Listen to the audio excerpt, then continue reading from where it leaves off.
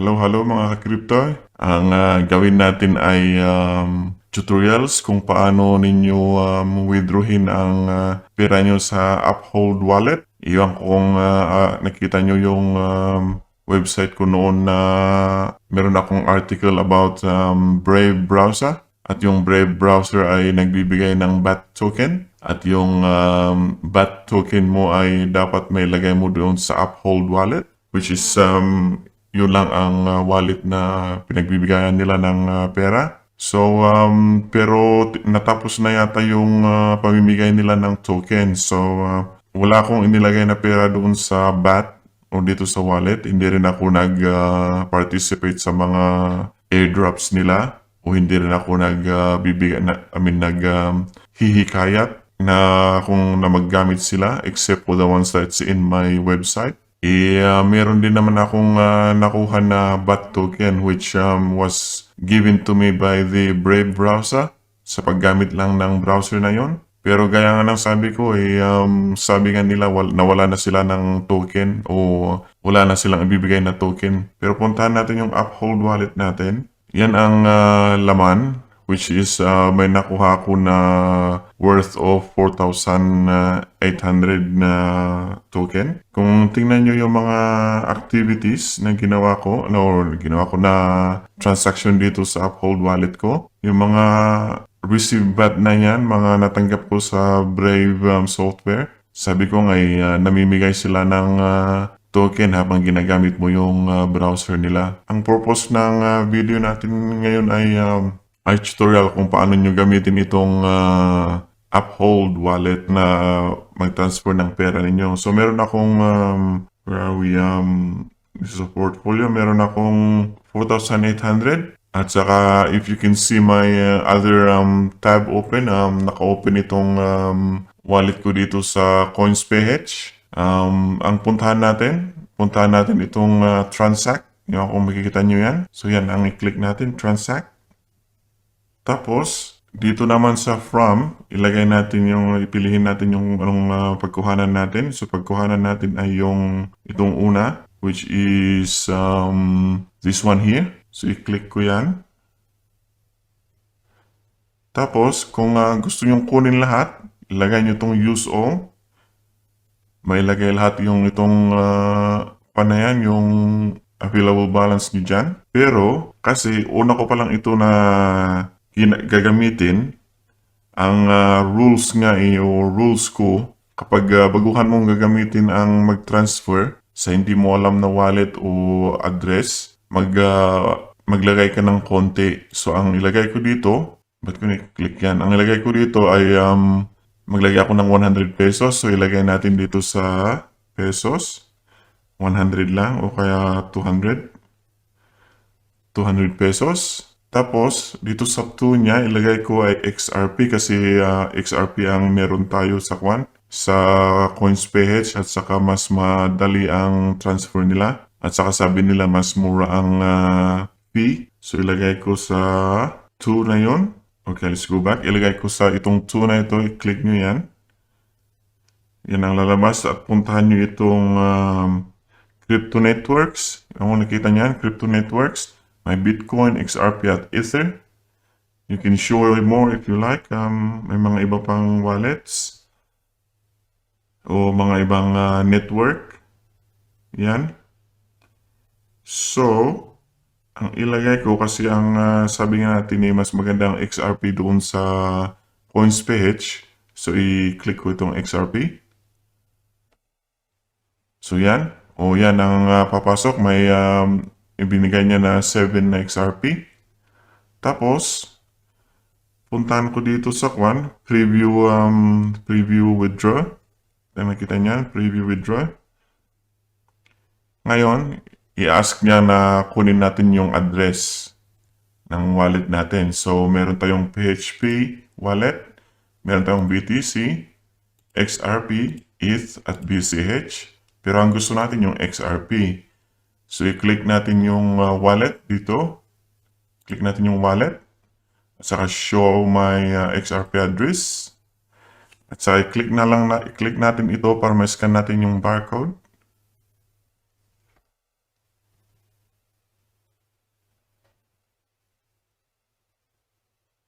Yun. At saka yung andun din para automatic na mailagay yung destination tag, which is 196931. So, i-click natin itong next. Yung next na yon.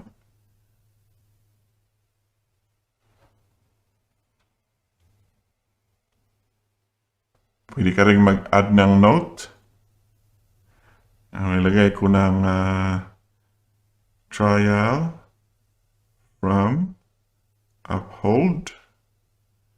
Done. Tapos i-confirm ko lang. Confirm.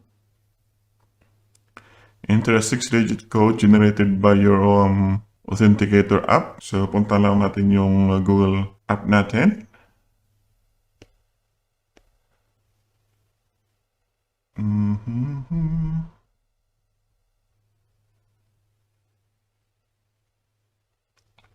So, 269307.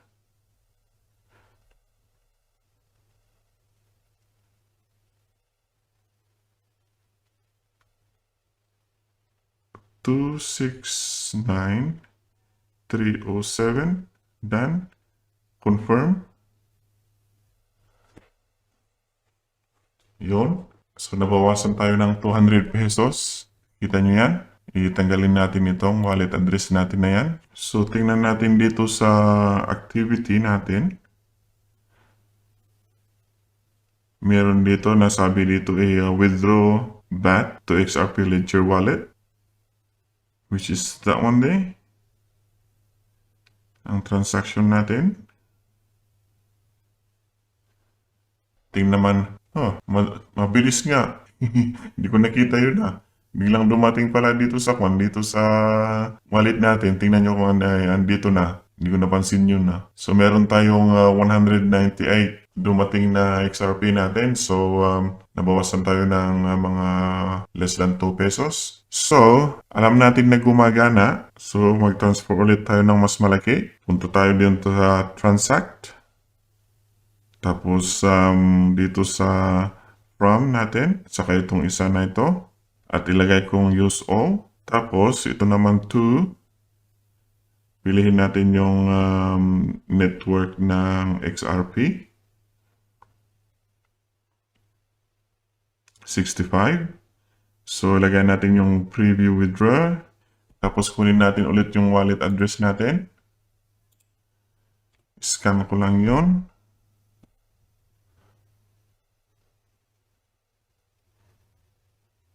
Yun. Tapos, next. Tapos, add note. Final. Kahit na nung note. Confirm. At saka yung Google Auth ulit natin. Google Authentication.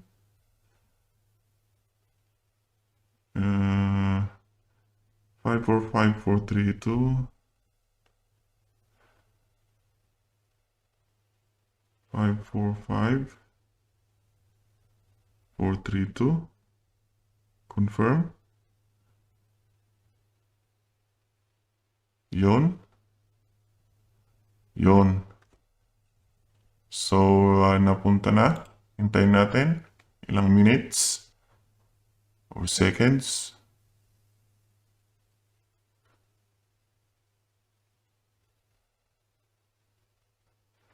Tingnan natin yung activity.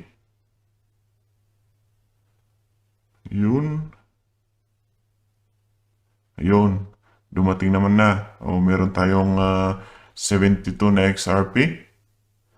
So, ganun lang ang pag-transfer ninyo sa from Uphold wallet ninyo to your CoinsPH. Diretso na sa XRP.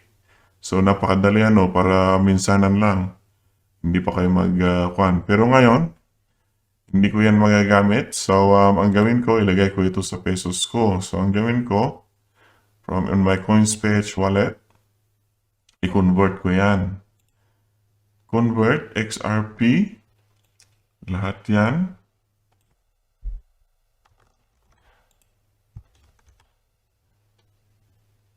At yan naman ang kuhan yan. Ang palit niya 2025. So, i-convert natin.